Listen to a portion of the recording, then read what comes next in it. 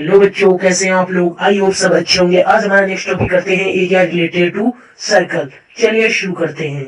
Circles में मैंने बताया था ये 2R इसे बोलते हैं अपन डायमीटर, ये होती है आर्क, इस रीजन को बोलते हैं हम सेक्टर, और ये होती है सर्कमफेरेंस, इसको बोलते हैं कोड, ये पूरे को बोलते हैं सेगमेंट, और आधे डायमीटर को हाफ को बोलते हैं अपन रेडियस। आगे चलते हैं। पाई की वैल्यू होती है 314, और एरिया ऑफ सर्कल याद रखना पाई आर स्क्वायर होता है, सबको पता होगा। Perimeter of circle 2 pi R सबको पता होगा। आगे चलते हैं। ये इंपॉर्टेंट थ्योरम्स हैं जो मैं आपको बता रहा हूँ। ये इस पे काटता है सेगमेंट पे, तो परपेंडिकुलर काटता है, 90 डिग्री का एंगल बनता है। अगली थ्योरम है कि यदि ये पे एंगल बनता है 30, तो यहाँ पे 60 बनेगा।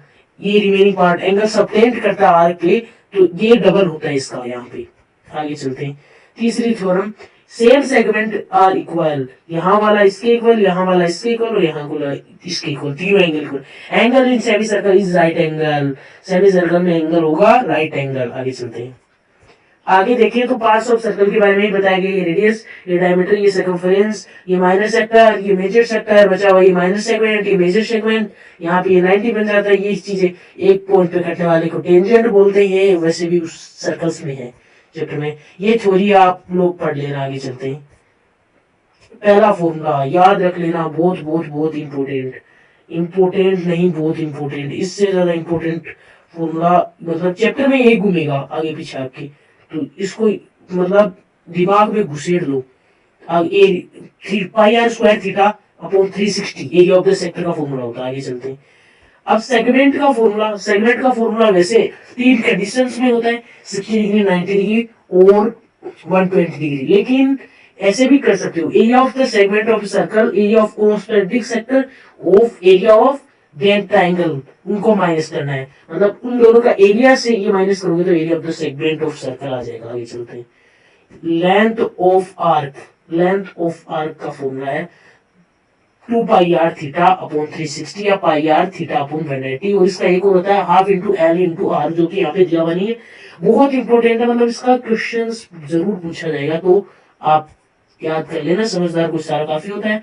यहाँ पे 2 पाई आर एन रिवॉल्यूशन के निकालने के लिए है फॉर्मूला, आपको पता ही होगा।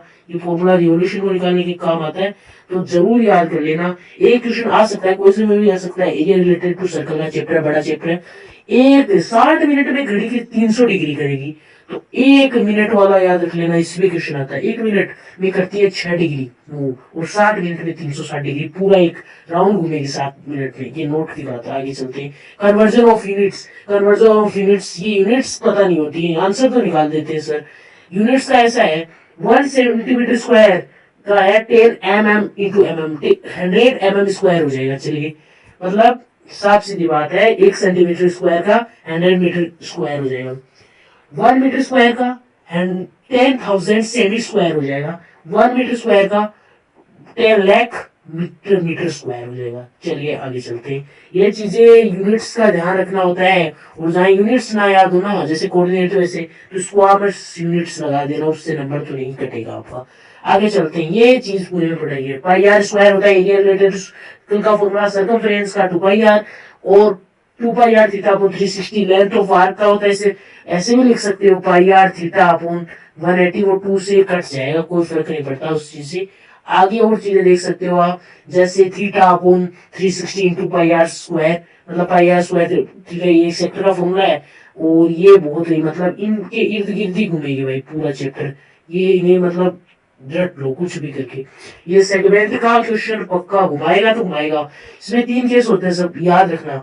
एक होता है 60, एक होता है 120, और एक होता है 90 डिग्री वाला। तो ये 3 ही केस होते हैं इसमें। आगे चलते हैं।